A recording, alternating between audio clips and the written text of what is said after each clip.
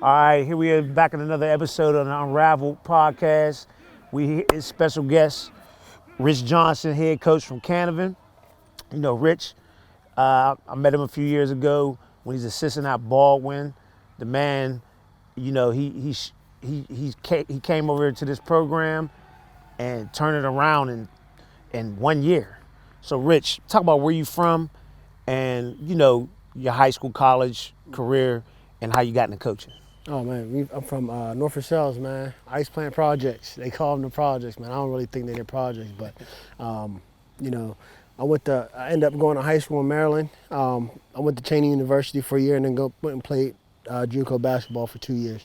I just got into coaching, man. My son was playing football, and I didn't like the level of coaching, so I actually started 5, 6, 7-year-old flag football, and it just kind of plateaued from there, man. And it's crazy because I've only been coaching probably about 5 or 6 years, and I've already been a head coach so fast. So everything just kind of blew up from there, man. And it was just a passion that I've had, and I always played football, always loved football. So to be able to coach it now is just crazy to me. Mm-hmm. So one thing I noticed about you, that you're real organized. You already got a plan of action, and with that plan of action, you never sway away from it in discipline avenue, and in the mere fact that even if you take a loss, make a mistake, you always go back to that plan of action. So tell me, when you do that, how you put that together? And it's just from coming up from coaches, being around people that have done it before me, man. My high school coach was the same way. If I messed up or whatever, didn't matter if it was a big game, small game, there was consequences. I've been around coaches like Coach Cooley. Now I was up at IUP. Mm-hmm. I'm sorry, he's up at Cal. I've been around Lance Getz, he's over at Franklin. Coaches like that is just, hey, if you're going to make a decision, live with it, good, bad, or indifferent. But you never lose the discipline of your program, because then you lose the discipline of your program in games. I'm not going to say we're the most disciplined program yet, but as a whole, man, there's a standard that has been set, and we try to honor that and, live up to that standard every single day. So it's always a work in progress, man, but you're going to live and die by your actions. So whether it's, like I said, man, good or bad, we just go out here and we try to, do what we do, but also have a good time while doing it. In 3 years, you went from, what they win before you came here? A couple games. I think they were 1-9 before we got here. 1-9. Yeah. And then you get here, you took a 1-9 team to, what was that? 5-3. 5-3. Yes. WPIAL championship, and here you are, y'all, what, 4-1 right now? 5-1. 5-1 right now. Yeah. What did it take to change the culture here at Canevin? I think it was, what we just talked about, the discipline and holding kids accountable, man. A lot of the talent was here. This was a talented team before we got here. Unfortunately, they were allowed to leave practice early or show up the day before practice and still play a game. You're not going to beat anyone that way. So once we got here, we just, we hold them accountable. We work hard, man. Bringing you in the trainers, things like that is just, we don't take any days or months off. We're a 12-month a year program. Now, do we take breaks in between? Absolutely. But we're in the building 12 months out of the year. We're working in the off season, during the season. We're trying to promote the kids and still, have their back when they're playing basketball, when they're doing other things. So you can't just say, hey, let's focus on football, man. You have to really get in these kids' lives. You really have to get into the school as a community and value that. So if you start valuing other things and put your focus on other things, things will start to fall in place on the field. And I think that's how we've been able to do it from the door. Right. So, also what I see is you and your staff, you got an extra staff, y'all are real big into y'all developing these players. Mm-hmm. And like you said, bringing me in, I see a lot of these guys down at speed and agility, you know what I'm saying? And the time you spend, you could take a ordinary kid, and I see you mold guys into the point where they're getting scholarships. So does that fall in line with the plan of action? Like you sit down with each of your individual coaches and go over that, or do you let them have like input into that? So we kind of look at it as, if we're coaching, if it's an offensive day, my defensive coaches don't take the day off. That's their time to develop the younger guys. Okay. On defensive day, you're kind of focusing on your main guys, your starters, your 15 or whatever. So you really don't get to focus on some of those younger guys and see how they develop.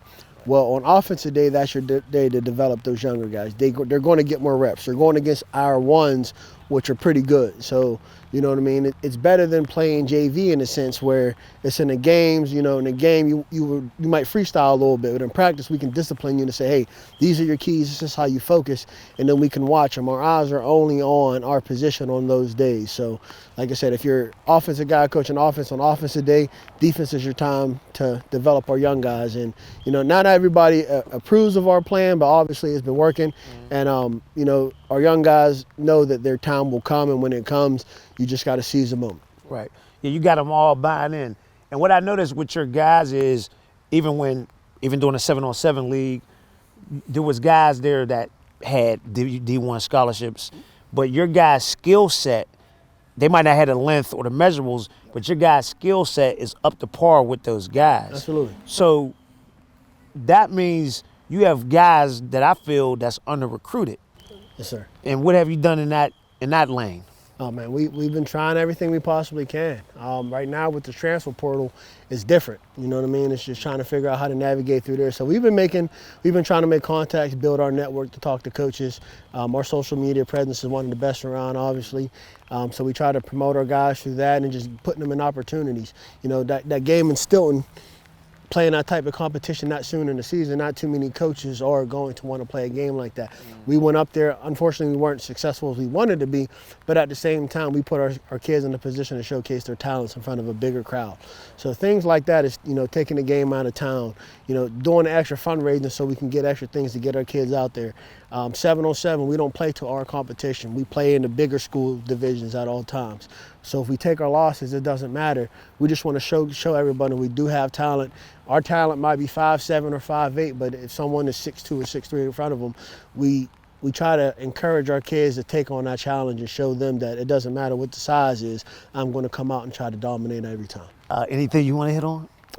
No, I mean, you know, I want to thank you, you know what I mean, for everything you've done for us on our program, man, and, you know, just trying to showcase what we have down here and pushing our guys to be better and, you know, do everything you do for the community, man. There's not too many guys that just, you know, put other kids first when they don't have a kid in a situation. Right.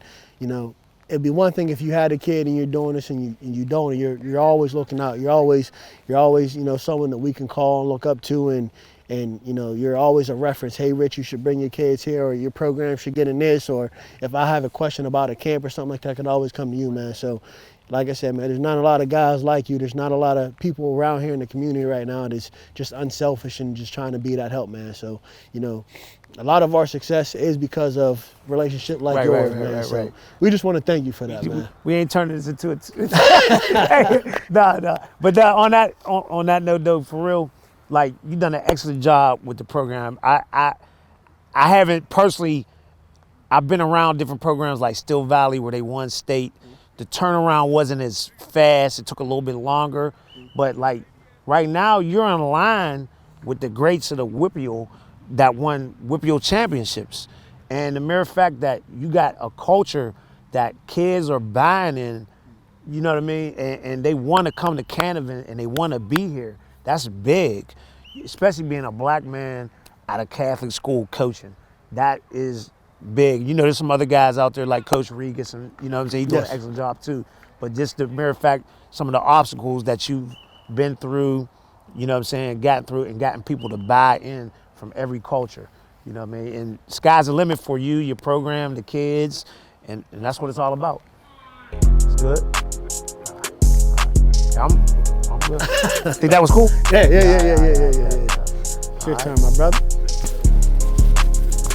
All right, your time, man. You know? Come on, bro. It ain't that serious. You see how easy that was? It did look easy. Yeah, it is easy. Coaches are always good at talking, though. Yeah. See how easy that was? Yeah. That's easy. Right now,